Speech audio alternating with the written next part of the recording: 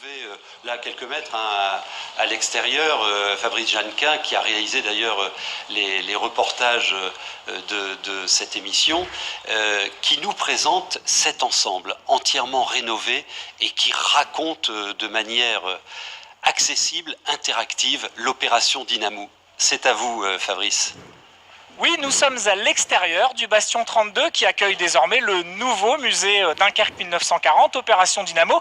Je suis en compagnie de Céline Fournier qui est la muséographe. Ce musée, il a fermé au mois d'avril dernier. Et voilà, qu'est-ce qui s'est passé depuis tout ce temps ? Alors nous sommes intervenus à partir du mois de septembre pour travailler avec l'association, les services bâtiments de la CUD, pour définir le nouveau projet de réaménagement et s'étendre dans l'ensemble des courtines du Bastion. Donc là, on a agrandi, on a transformé, on a cassé des murs, qu'est-ce qu'on a fait ? On a agrandi, on a récupéré l'ensemble des courtines, donc on est à peu près à 1500 m² de musée disponible avec des services attenants à la partie interne de l'usage de l'association. Et on a dévolu l'ensemble du propos sur l'ensemble des mètres carrés. Le muséographe, son travail, c'est de transformer, le cas échéant, un petit musée associatif, on va dire, en quelque chose de beaucoup plus beau, de resplendissant. Ça a été quoi votre intervention ?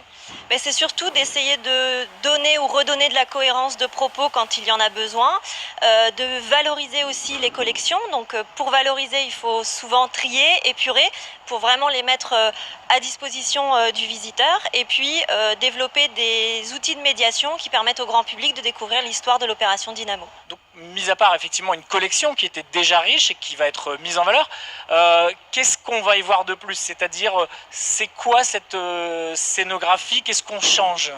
Alors on change l'ensemble des mobiliers. L'association avait depuis 15 ans développé son propre mobilier en fonction des besoins au fil du temps. Donc là il y a une cohérence d'ensemble sur un design scénographique et on a développé une symbolique autour de la jetée, un élément fort de l'opération Dynamo et qui vient créer une sorte de ligne fil rouge portant l'ensemble des dispositifs muséographiques et permettant aux gens aussi de s'asseoir et de découvrir les collections.